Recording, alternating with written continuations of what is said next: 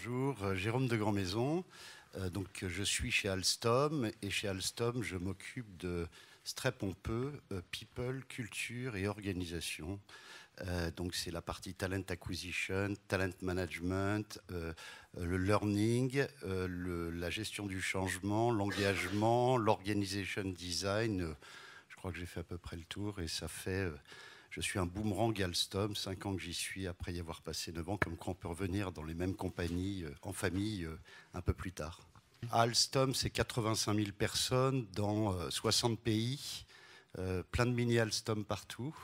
Et donc, c'est une entreprise ferroviaire. On est exclusivement dans le ferroviaire, parce que parfois on croit encore qu'on est dans l'énergie. Non, on est exclusivement dans le ferroviaire et on est numéro 1 mondial après les Chinois, mais qui restent chez eux. Eh bien, du coup, bonjour à tous. Bonjour. Loïc, je suis cofondateur et président de 365 Talents. Nous, chez 365 Talents, on accompagne la transformation autour des compétences de nos clients, grands comptes.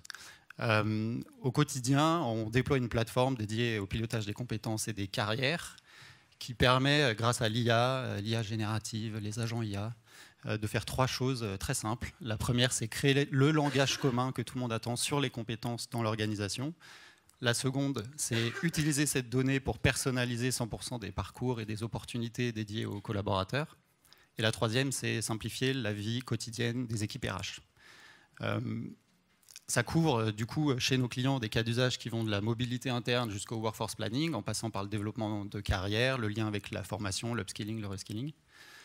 Et on fait ça auprès, comme je le disais, de clients grands comptes. Aujourd'hui, on déploie plus d'1 million de collaborateurs dans une 60aine de pays, auprès de clients comme Alstom, mais aussi Veolia, SNCF, Crédit Agricole, Société Générale, Total, Eiffage, General Electric et bien d'autres, en France et à l'étranger. Ça, c'est un peu notre nouveauté des 2 dernières années. On a développé notre clientèle à l'international, en Europe et maintenant aux États-Unis, notamment avec General Electric. Et on fait ça depuis notre centre de R&D mondial basé à Lyon. Voilà, on est bien ici aussi. Et notre hub business qui est basé à Paris. Alors, on a enregistré la société avec Mathieu, mon cofondateur, qui est dans la salle, et Paul, notre 3e associé, en 2015. Et on a trouvé notre marché côté grand compte en 2017. Donc, voilà. Alors effectivement, au début, on s'est posé pas mal de questions. Vous savez qu'on est le fruit d'un mariage entre 2 entreprises il y a quelques années, il y a 4 ans, Alstom et Bombardier, donc 2 fois 35 000 personnes au moment de l'acquisition. Donc du jour au lendemain, vous passez de 35 000 à 70 000. Vous avez besoin ensuite de vraiment comprendre comment est-ce que je vais pouvoir faire tourner les salariés, comment est-ce que je vais profiter des compétences, comment est-ce que je vais repérer les compétences nécessaires dans les différents pays. Et à l'époque, on n'avait pas vraiment de manière de le faire, de favoriser la mobilité interne, de travailler sur vraiment ce qui faisait de la valeur pour les employés, ce qu'on avait à peu près mesuré, et donc développer une plateforme ou travailler avec des gens qui nous faisaient une plateforme. On a d'abord commencé avec quelqu'un d'autre, un des concurrents de 365 Talents, qui nous a mis en place une plateforme générative qui aidait vraiment à repérer les skills déterminés par l'entreprise. Donc c'était la nécessité à la base d'avoir un système de gestion des compétences qui était déjà préexistant, hein, une nomenclature, et ça, à Alstom, on était, je dirais, presque précurseur. Lionel en sait quelque chose, puisqu'il était aussi chez Alstom, enfin c'est une grande famille. Donc c'était vraiment un système de gestion des compétences avec 2000 compétences, très forte présence de l'ingénierie. Et donc comment on allait repérer ces compétences, celles qui étaient validées par le manager, mais comment est-ce qu'on allait aussi faire pour que les salariés déclarent leurs compétences. Et donc je suis trésorier dans une équipe de rugby le week-end, alors que je suis RH Talent Management la semaine. Ben ça, je le déclare. Et ce fait de déclarer va matcher avec des jobs qui sont partout dans le monde, fonction de sa position. Et là, on voit le développement de cette mobilité interne. Et aussi, les salariés accrochent avec ce genre de concept. Pourquoi ? Parce qu'il va vraiment les aider à déterminer ce qu'ils ont envie de faire à travers d'autres outils, ce qui arrive sur eux, mais aussi détecter si je veux aller là, qu'est-ce qu'il me faut comme skills. Donc toute cette nomenclature de compétences aide, et effectivement on est passé avec 365 talents maintenant il y a 1 an et demi, hein, on travaille avec vous depuis 1 an et demi sur cet aspect mobilité, et ensuite on est dans la seconde phase qui est d'aller vers une skills-based organization. On est très humble, on a un beau système de gestion des compétences, on veut aller vers là, on est en route, mais on n'y est pas, c'est un long chemin. Alors effectivement, bien stable, bien ancré dans l'organisation, avec un principe quand on a ce genre de système, c'est que c'est inflationniste. Hein. Donc vous voyez de plus en plus de compétences. Ce qu'on expliquait, c'est, et je reprends toujours cette histoire de Ford versus les autres marques de voitures. On disait, pour fabriquer un moteur de voiture, on ne peut pas le faire en moins de 5 ans. Ford arrive, en 1 an, il faut un moteur de voiture avec les compétences requises. Donc comment est-ce que nous aussi, on est capable de vraiment aller dans la granularisation, rendre nos skills, alors c'est toujours la complexité en français, nos sous-compétences, on va dire, même si ce n'est pas le mot que je voudrais employer, comment est-ce qu'on fait qu'il y ait plus d'agilité tout en garantissant à la fin une safety, une sécurité. Vous savez qu'on fait un train. À la fin, on n'aimerait pas que le train déraille, on n'aimerait pas qu'il y ait un problème sur les passagers. Donc on a vraiment cette notion de safety, d'accréditation, on a tous les ISO que vous voulez, etc. Donc il y a à la fois gérer ces deux paradoxes, cette agilité et en même temps cette capacité à être vraiment professionnel jusqu'au bout. Et à la fin, on a une nouvelle génération qui arrive. Et ce n'est pas un petit effet, puisqu'on recrute 14 000 personnes par an. Donc vous imaginez que la dynamique de recrutement rajeunit tous les ans la pyramide des âges. Donc c'est un impact fort aussi sur les demandes des salariés qui, eux, veulent bouger toutes les 5 minutes. Non, pas toutes les 5 minutes, mais acquérir des skills rapidement. Voilà. L'angle mobilité est souvent l'angle premier auquel nos clients peuvent penser quand il s'agit d'utiliser les compétences de manière plus dynamique. Et c'est ce qu'on pensait nous aussi à 5 ans. Et puis plus ça va, plus on voit que la SBO et tout ce qu'on veut faire autour touche à beaucoup plus de cas d'usage que le seul cas d'usage de la mobilité. Donc nous, on s'est développé aussi, pour revenir à notre genèse à nous, moi je me suis réveillé un matin en me disant ok, je vais créer le Google des skills dans une grande organisation. Je veux qu'on puisse accéder à n'importe quelle compétence tout le temps, quelle que soit la langue, quel que soit le système dans lequel elle est stockée, quelle que soit la forme de l'info.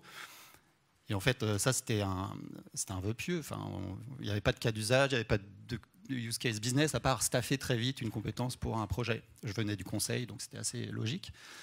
Le premier cas d'usage qui s'est greffé sur cette vision, c'était la mobilité. Et puis après, en fait, de la mobilité, on passe au développement de carrière, on passe à la vision plus stratégique. Donc ça irrigue vraiment tout ça, à condition d'avoir on va dire le b.a.-ba qui est ce langage commun autour des compétences. Donc c'est là que l'IA intervient, en allant créer des passerelles entre divers univers dans lesquels on retrouve la notion de compétence. Donc des univers métiers avec des cas d'usage de la formation au recrutement, à la mobilité, au développement de carrière, à la performance, mais aussi des univers technologiques, parce qu'il y a autant d'outils qui traitent de ces sujets-là, et d'univers business, à quels enjeux on a vraiment envie de s'attaquer. Donc, concrètement, la plateforme est connectée avec les systèmes dans lesquels la donnée compétence est disponible. Ça peut être le Core RH, le SAP SuccessFactors par exemple, mais ça peut être l'outil de learning, l'outil de recrutement, qui tous touche du doigt la notion de compétence. Nous, on va créer ce langage commun en créant, on va dire, toutes les passerelles sémantiques pour qu'on arrive à avoir un foisonnement de données pour les cas d'usage les plus temps réel, les plus court terme, que sont la mobilité, le staffing sur les projets, dont l'ingénierie notamment. Mais aussi structurer cette donnée pour, de manière plus hybride, on dit avoir un référentiel qui permet de couvrir les processus plus itératif ou plus moyen terme, notamment les parcours de carrière, le lien entre le collaborateur, sa performance sur son métier et puis ce qu'il pourrait faire après, sans parler de la semaine d'après, donc vraiment dans une vision plus long terme. Et puis enfin, être capable de aussi avoir un niveau beaucoup plus stratégique, donc une gouvernance de la compétence, pour avoir un langage commun au niveau du COMEX, pour pouvoir expliquer quelles sont les grandes tendances en termes de compétences aujourd'hui dans l'organisation, celles qui émergent dans certaines géographies ou certains business, Tu disais que c'était très vivant, c'est le cas.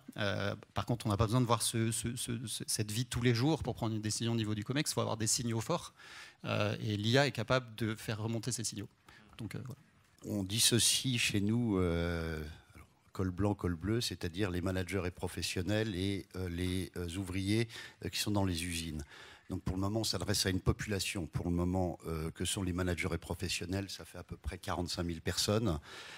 Sur ces 45 000, les derniers chiffres de la semaine dernière, puisque là on a ouvert l'Allemagne avec presque 9 000 personnes, donc on est à plus de 50% de gens qui sont montés sur la plateforme et qui ont créé leur profil. Et ensuite, il y a toute l'animation. Il ne faut pas oublier, derrière, vous mettez un système en place, c'est comment est-ce qu'on conduit le changement, comment on vraiment travaille l'animation, comment on s'en sert et que les gens voient qu'on s'en sert, comment on est capable de repérer quelqu'un qui a eu un job, qui a vu un job sur la plateforme, est allé jusqu'au bout du processus. Et là, voilà, on est dans des problématiques toujours de langage entre des systèmes, mais on y arrive doucement, mais voilà, c'est qu'est-ce qu'on prouve aussi à un COMEX, quel est le retour sur investissement et quelle est l'efficacité pour les salariés sur ce genre d'offre. Je crois que j'ai le chiffre. Voilà. En tout cas, un chiffre. Sur les 9 derniers mois, il y a eu plus de 4000 débuts de candidature pour des mobilités internes initiées depuis la plateforme. Donc cette visibilité, ce côté personnalisation des recommandations d'opportunités est vraiment au cœur du dispositif. Je crois qu'on est à entre 60 et 80% d'interactions positives avec les recommandations. Donc ça veut dire que l'IA voit juste aussi, parce que l'IA, on parlait du langage commun, mais c'est aussi la personnalisation. Donc ces recommandations d'opportunités qui sont faites pour créer de l'engagement, pour créer de la motivation, parce qu'on travaille aussi sa marque employeur quand on développe des parcours qui sont beaucoup plus protéiformes. Donc, alors, je ne crois pas du tout. Je pense qu'il y a deux sujets. Il y a effectivement, de la part de l'entreprise, la méconnaissance de skills externes. Ensuite, pour revenir à la notion de factice, je pense que justement, c'est là qu'on place le rôle du manager et du RH. L'IA ne fait pas tout, mais c'est effectivement par rapport au déclaratif, c'est dans l'interview, dans l'entretien, c'est je dois le caractériser, je dois faire en sorte que je vois que ce n'est pas factice ou factice. Ça, c'est la première chose. La deuxième chose, je pense que ce qui est intéressant, et on revient à ça, c'est j'ai du bottom-up, mais qui enrichit, et j'ai en revanche cette top-down, sachant qu'on veut aller sur autre chose que cette gigantesque, comme tu disais tout à l'heure, ce système un peu rigide, strong, ancré, et en faire quelque chose de plus agile. Et là, je pense que l'ensemble des deux va éviter le hiatus complètement. Alors, ce qu'il faut vraiment avoir à l'esprit, c'est que ce n'est pas l'un ou l'autre. Ce n'est pas forcément on part de tout en bas pour remonter un jour en haut en espérant que ça ait un sens. L'approche et le terme qu'on utilise, nous, c'est vraiment hybride. C'est que dans le cadre d'Alstom, c'était très pertinent d'avoir l'héritage de toute la structure sur laquelle ils avaient travaillé depuis des années et de l'enrichir avec ce que nous, on pouvait faire remonter. On a des cas clients qui, eux, n'ont rien du tout, ou en tout cas pensent ne rien avoir. Et nous, on leur dit, en fait, si, regardez bien, dans ce système, dans tel métier, vous avez déjà fait des choses. Et là aussi, l'IA, je donnerai un exemple tout à l'heure, mais permet de créer son architecture, skills et métiers en quelques semaines. Avant, il fallait des mois pour le faire. Et on travaille pour être capable de le faire en quelques jours. Et ça, c'est un teasing, il faudra qu'on en parle plus tard, si vous venez à notre rencontre en bas. Ce côté hybride, il est essentiel. Donc, ce n'est pas qu'on collecte et puis on va voir comment un jour on y arrive. C'est on articule dès le début le langage de l'entreprise, plutôt top-down, avec ce qui va remonter. Ensuite, comment on qualifie la compétence? Alors, un petit point que moi j'aime bien répéter, c'est qu'on n'a jamais vu, en 7 ans de déploiement de nos plateformes à l'échelle, de cas d'un collaborateur qui avait menti sciemment sur une compétence, ou qui s'était vu plus beau qu'il ne l'était, ou qui avait inventé une expérience, ou qui avait survaloriser une compétence. On n'est pas sur LinkedIn où tout est permis, tout est possible, même des faux profils. Si vous croisez des gens de 365 Talents basés à Kuala Lumpur, ils ne sont pas de chez nous. Et c'est true fact, c'est arrivé la semaine dernière, il y a plein de gens qui se disent travailler chez nous, qui sont sur LinkedIn et qui rajoutent des gens de manière aléatoire. Donc ils ne sont pas de chez nous. Sur LinkedIn, on peut dire tout et n'importe quoi. En interne, dans un système corporate, on ne raconte pas n'importe quoi. Néanmoins, la validation, elle est essentielle. Donc nous, on a 2 leviers autour de ça. La validation par un pair, par un manager, et donc on a des process qui permettent de valider, de conforter la compétence et son évaluation. Et puis le deuxième volet, c'est toute une capacité d'aller imaginer des tests. Voilà. Ça, pour nous, c'est plus roadmap, on va dire. On utilise l'Agentic AI pour travailler sur ces sujets. Le but étant d'avoir des tests qui sont capables de valider de manière très précise une compétence pour venir panacher la validation qu'on a pu en faire avant par le manager, par des pairs ou la déclaration spontanée. Quand vous commencez à toucher à un système qui est très établi, ça s'appelle de la perturbation. Pour gérer cette perturbation, on a donc quelqu'un qui, dans l'équipe talent et learning, est spécialisé, expert sur qu'est-ce qu'une architecture de skills, ce qui est la base. Définir ce que l'on veut en termes de cadrage sur une architecture des skills, de manière à donner ensuite au métier un cadre de référence dans lequel ils vont pouvoir travailler.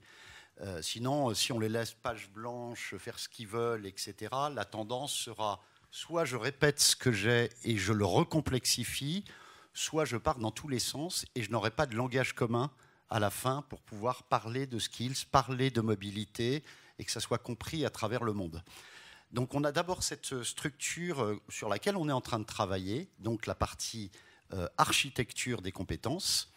La deuxième partie, c'est vraiment d'associer les métiers progressivement pour qu'ils touchent du doigt ce que ça veut dire, qu'ils y participent et ensuite qu'ils fassent leur taxonomie de skills en lien avec cette architecture, cette capacité qu'on a aussi dans l'outil. Parce que dans l'architecture, on va travailler aussi avec l'outil que l'on a, même si je sais que 365 s'adaptera parfaitement à tout ce qu'on leur dit. Ça, ils ont une flexibilité, je peux vous le dire, qui est assez remarquable. Et ensuite, il y a plusieurs types de populations à convaincre. Vous avez donc les métiers, l'ingénierie, le projet, la R&D, ceux qui travaillent sur les produits, la RH, que sais-je. Il y a aussi le reste de l'organisation, c'est-à-dire le COMEX.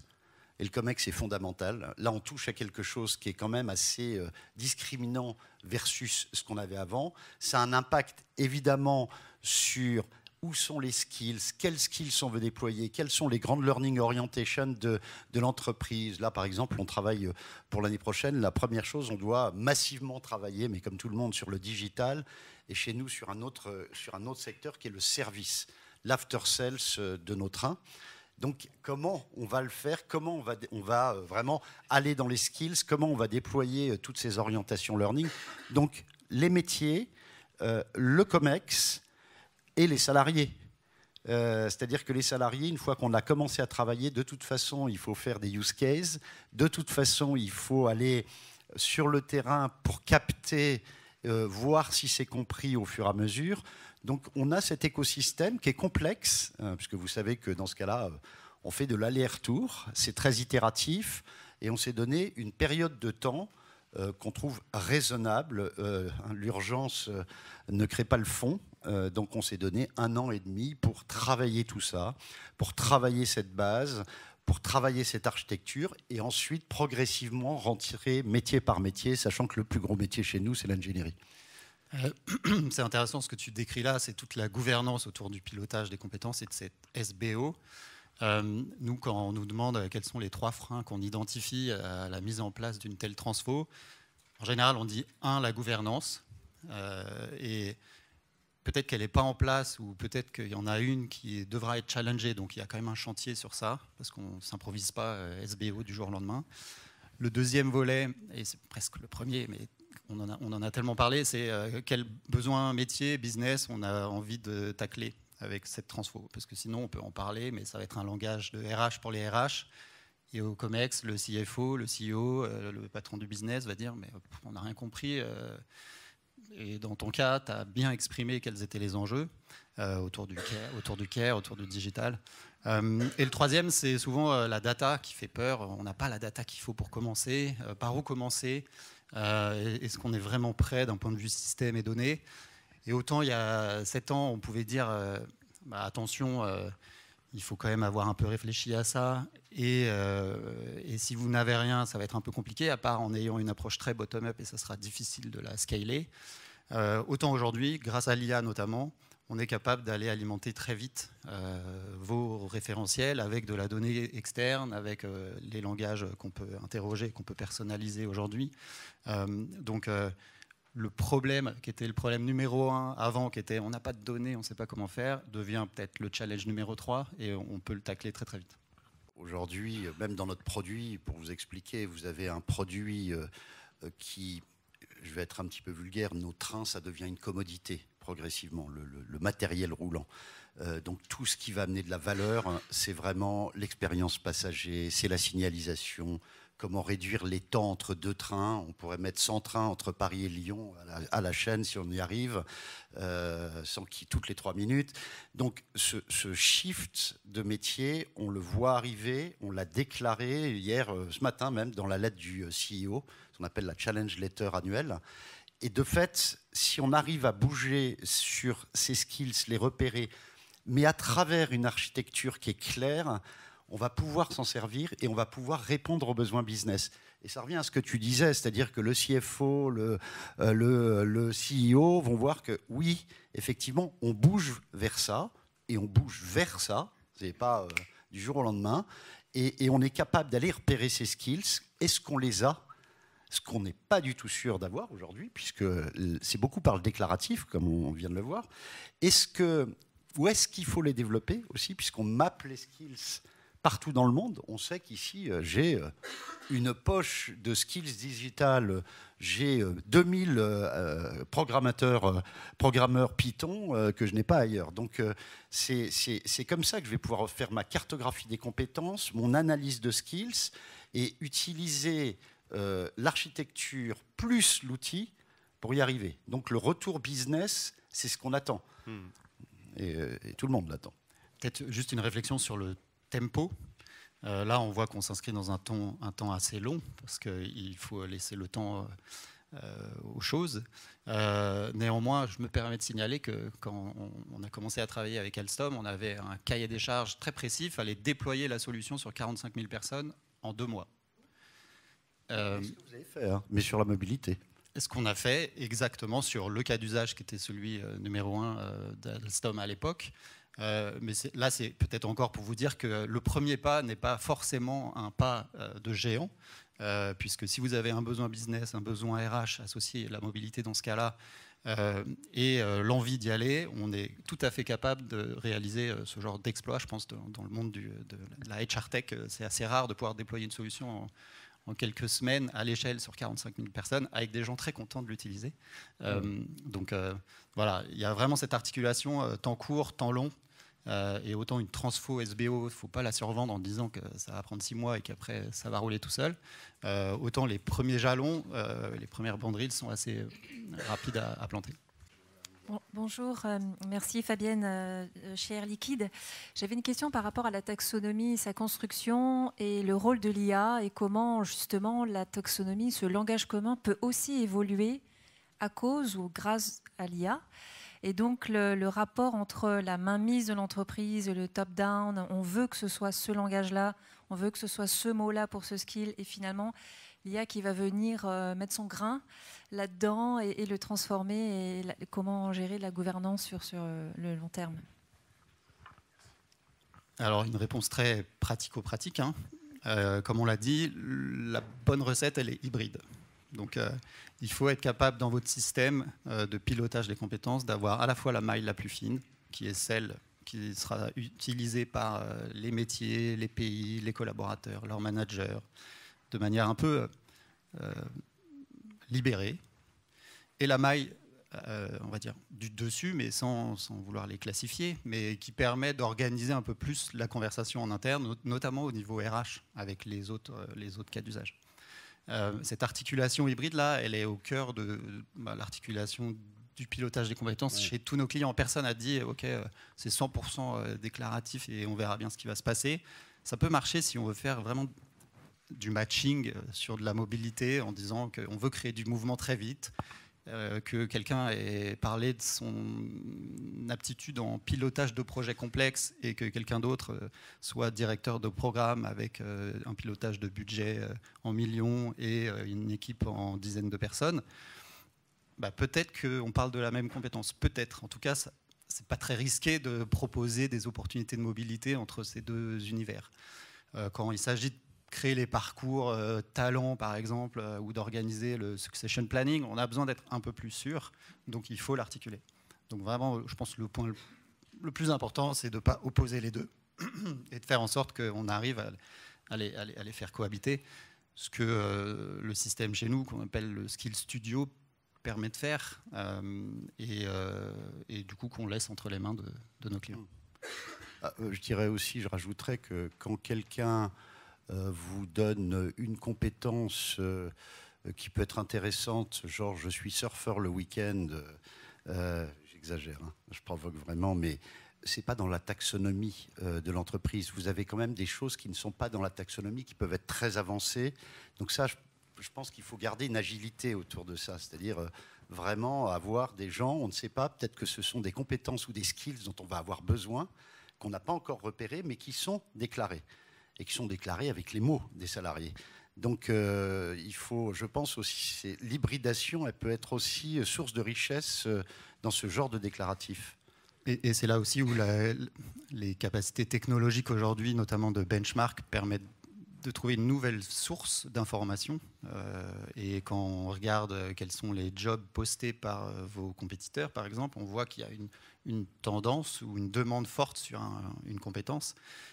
Ça, c'est une info intéressante à avoir quand vous pilotez votre stratégie autour des compétences. Donc ça, il faut que ces flux d'infos, collaborateurs ou plus top-down ou externes, vous soient accessibles.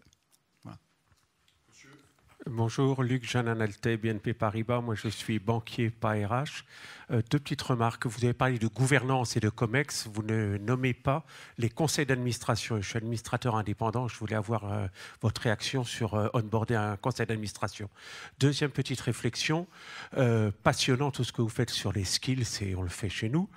Quelquefois, il y a des petites difficultés avec la RH, notamment pour les seniors très expérimentés qui ont plein de skills et soft skills et notamment de skills externes. Et ce qu'on me dit, oui, mais les postes, ils sont toujours formatés. Et comment les skills, on les rend dans, voilà. Et là, c'est un grand débat chez Anime, un think tank là-dessus. Et je voulais avoir votre avis. Et il me semble que la description de poste, elle est un petit peu du siècle dernier, voire du millénaire précédent. Merci. Alors, je partage totalement votre avis. Je pense que la job description, c'est quelque chose même qui doit disparaître parce qu'elle a zéro agilité. Elle est présente le jour J où on l'a fait et le lendemain, puisqu'en fait, un salarié va amener d'autres compétences que celles qui sont requises par la job desk, qui ne va pas forcément avoir les mêmes. Donc, de toute façon, on sait bien que ce vieux modèle doit disparaître. Après, vous savez aussi très bien que ce vieux modèle qui doit disparaître, il tarde à disparaître pour plein de raisons, que ce sont des raisons d'assurance qualité, que ce sont des raisons même des clients qui nous demandent quelle est la compétence, quelle est la job description pour pouvoir valider qu'un tel va pouvoir avoir telle place dans le projet. Donc tout ça, c'est vrai. Maintenant, c'est quelque chose qui doit disparaître au profit justement d'une masse de skills. Et si on part dans la masse de skills, pour revenir à votre question juste avant, on aura des jobs beaucoup moins formatés parce qu'on va commencer à avoir une fluidité.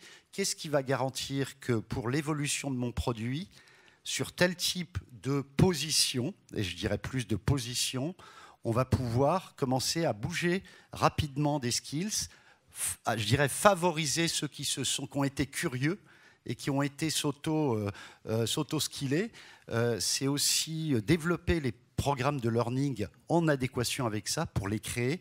Et donc, on pourra avoir cette dynamique. Ça pose plein d'autres problèmes. Ça pose des problèmes de reward. Comment est-ce qu'on va rémunérer ça? Donc, est-ce qu'on va le faire par skills ou on va continuer à le faire par position? Peu importe les skills, la manière dont il se passe.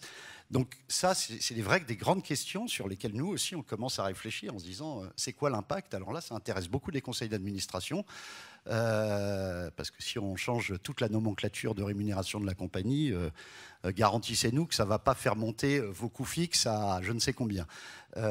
Conseil d'administration, alors oui, On a commencé à les onboarder une fois par an. On présente toute notre stratégie RH, etc. Dans le cadre de la stratégie RH, on leur a parlé de ce sujet, qu'on voulait y aller et qu'on reviendrait vers eux en janvier prochain avec vers où on va, qu'est-ce qu'on veut faire pour qu'ils soient dans le flot de la connaissance. On ne va pas rentrer dans les détails avec un board, mais en revanche, on les tient au courant, on leur dit qu'on va sur cette démarche. Pour compléter, effectivement, nous, on constate, et ce n'était pas le cas il y a 2 ans, que cette conversation autour de la skills-based transformation ou skills-based organization sont traitées au niveau du COMEX. Avant, ce n'était pas le cas, c'était quand même RH pour RH, avec une très belle vision et une grande ambition, mais c'était rarement... le mot compétence était utilisé une fois tous les 2 ans par le CEO ou la CEO. Aujourd'hui, c'est tous les 3 mois, on voit un article, par exemple de la CEO d'Orange, qui met le sujet des compétences et l'évolution des compétences, le pilotage des compétences sur le dessus de la pile. Ça, c'est une grande différence. Donc, nous, on le voit aussi quand on accompagne ses clients, Orange notamment. On voit qu'il y a une envie, une ambition d'aller plus loin. Et je pense que ça, on parlait de gouvernance tout à l'heure, de change, c'est aussi un excellent driver, donc il faut s'en emparer, quoi. Oui. Okay. Oui, bonjour, Heidi Kopic, Worldline. Comment est-ce que vous avez convaincu, motivé les salariés d'un côté de jouer le jeu aussi? Est-ce qu'ils n'ont pas aperçu ça comme encore un test de performance, si je mets mes skills dans l'outil? Et de l'autre côté, les managers, est-ce que je laisse bien évoluer mon salarié, mon membre d'équipe vers un autre rôle? Alors là, pour le moment, sur la conviction des salariés et des managers, on est plutôt sur la première base, le premier pilier qui est la mobilité. Puisque aujourd'hui, on n'a pas encore déployé la partie skill-based. Et donc, on a plutôt une réflexion, je dirais, in-house, en interne, pour vraiment travailler ce sujet avant d'aller commencer à le déployer avec quelques use cases vers des salariés, mais vers les métiers. Les métiers, ce sont les patrons de l'engineering, ce sont ceux qui sont en charge des compétences dans l'engineering, dans le projet. Donc on n'a pas encore cette phase de conviction, de change versus les employés, tant qu'on n'a pas quand même avancé de manière bien structurée sur ce sujet. Et je pense qu'il faut qu'on avance de manière bien structurée. C'est quelque part un peu trop complexe pour dire... welcome, on a une grosse boîte et puis amusez-vous. Donc il faut qu'on soit cadré, je pense. Je me permets juste de nuancer. Sur le premier cas d'usage mobilité, l'adoption a été vraiment élevée. Il y a toujours de la gestion du changement à faire, mais je sais qu'on a réussi à atteindre des niveaux d'adoption spontanés par les collaborateurs qui étaient vraiment super intéressants. En moyenne, nous, on a des taux autour de 70% d'activation sur un cas d'usage mobilité. Ce qui est vraiment très élevé. Si on rajoute des cas d'usage, on va dire plus régaliens, comme le pilotage de ses compétences sur son métier actuel et sa progression sur un parcours, on arrive à avoir un taux d'adoption finalement qui est de 100%, en tout cas qui n'a pas de limite, puisque ça fait partie du job du collaborateur de savoir où il en est sur son métier aujourd'hui. Ça sert aussi à appuyer les entretiens professionnels qui sont aussi une obligation. Donc, le cadre est quand même bien posé. Il faut néanmoins qu'il y ait des campagnes de gestion du changement, des belles histoires à raconter, et il faut qu'il y ait le COMEX qui s'en empare et du sponsorship. Effectivement, il y a aussi 2 choses. Il y a je monte, je suis curieux, je vais voir la plateforme, je m'inscris, mais quelle est ma réutilisation? Quelle est mon utilisation, je dirais, régulière et ce que disait Loïc, pour aller non seulement peut-être voir des jobs, parce que je les reçois automatiquement, il y a du push, il y a aussi du pull, mais c'est aussi pour commencer à travailler ma carrière. C'est aussi pour pouvoir se dire, tiens, si je vais là, c'est quels skills versus ceux que j'ai. Et donc ce lien avec aussi le système de learning. Le système de learning plutôt pour aller faire du webinar, pour m'intéresser, etc. Sachant qu'on le sait très bien, c'est pas en ayant un lien avec le système de learning qu'on fait le learning. Mais en tout cas, avoir cette réutilisation, et on voit que c'est en train de monter, on n'est pas à 70%, on voit que c'est en train de monter progressivement, et pour moi, c'est là que la gestion du changement doit être constante. Elle ne peut pas s'arrêter. Et l'utilisation par les RH, et on en discutait avec Loïc, qui est souvent la plus complexe. C'est finalement les RH qui se servent le moins de ces plateformes, alors que finalement, ça doit être justement un super outil pour eux. Au lieu de dire, quand j'ai un patron qui dit « tu peux me sortir la liste de tous les project managers qui font ça, ça et ci », donc on a l'impression de sortir avec son listing.